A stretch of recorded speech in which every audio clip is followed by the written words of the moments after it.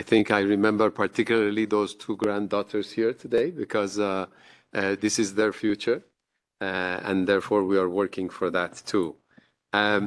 Remember the other day when we were talking together with Christine, we were reminded of a quote that we had heard 15 years ago together, which says that men and women are like the two wings of a bird. As long as those two wings are not of the same strength and develop together, the bird cannot fly. So it's not a question of equality, it's the question.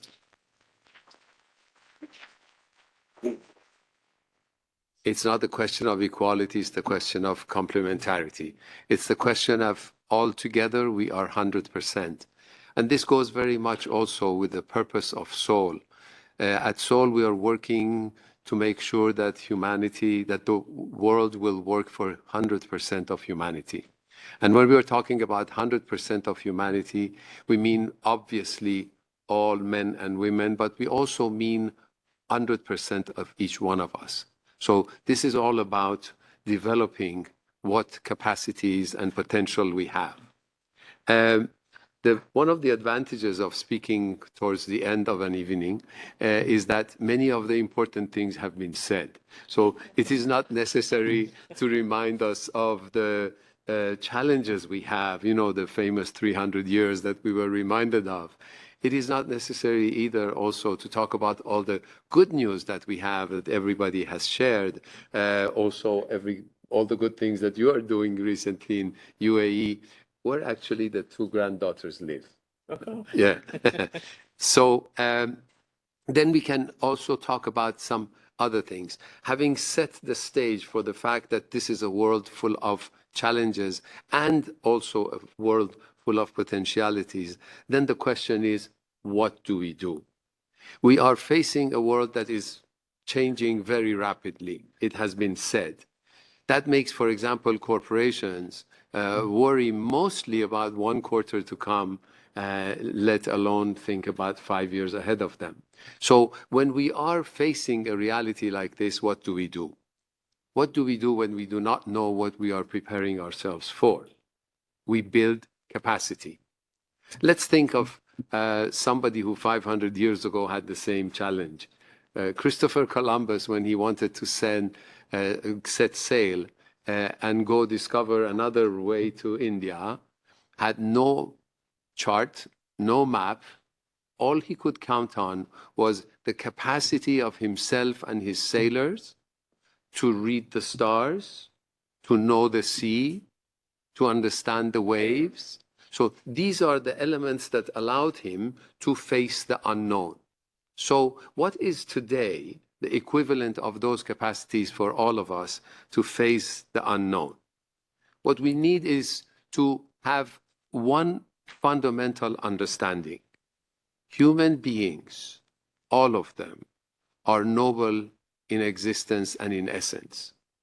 They are endowed with all the capacities that are required for their own development and for the development of society. We all have it in us. What we need is to find a way to develop those capacities, to build those capacities. Just to give you an example, a few weeks ago in South Africa, we had a course with a group on HR. We asked the participants, what are your major issues at this moment? And everybody came up with the issues that they were facing. Then we asked them to close their eyes and imagine one moment that their company was a community. How would it look like? What would it feel like? What would the relations be in such a reality? And surprisingly, or not surprisingly, every answer to the second question was a solution to the first question. Transforming our companies, transforming our organizations into communities is going to allow us to be prepared for the unknown. Now, having done this at Soul.com for 23 years, 14 countries, several continents, hundreds of companies and organizations, we have seen that the process of capacity building based on these concepts that I mentioned, also follows a path. The very first process for building a community is to establish what is the fundamental relationship among human beings. And because it has been said, I can at least share it with you. Trust. This is the first quality that we need to develop in order to to transform our organizations into a community. And there are certain things that we need to do for that. We have to learn how to listen. We have to learn what a community is, and we have to decide what type of a community we want to build in our own organization. So this is one of the learnings of this process. And when we do this exercise, we ask people, what are the conditions for a community to emerge?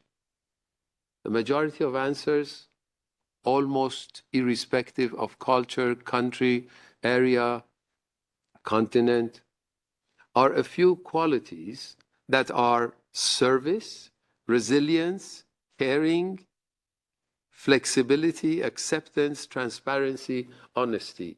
Are these not among those qualities that we call feminine qualities?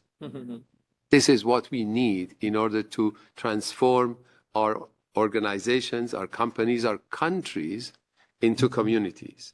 And once we have acquired this capacity to do that, once we are ready to engage in meaningful conversations and build communities, the next step is to find a way to unlock our will to act. Because knowing that we need to do something is not enough to do it. Something stops us from doing it. And we believe that the next thing we need is hope. And hope is not just saying, I hope tomorrow will be better. Hope is about the capacity of seeing potential. If we can see potential in others, we can work with them in a community. Another necessity for another requirement to develop hope is to be able to read reality. It has been mentioned already, the fake news and all of that. We need to develop our capacity to read reality independently and for ourselves to make the distinction between fake and true. And finally, what we need is to learn together. We have to learn together. And I'm really appreciative of this event because for me, basically, it's a learning event. Thank you.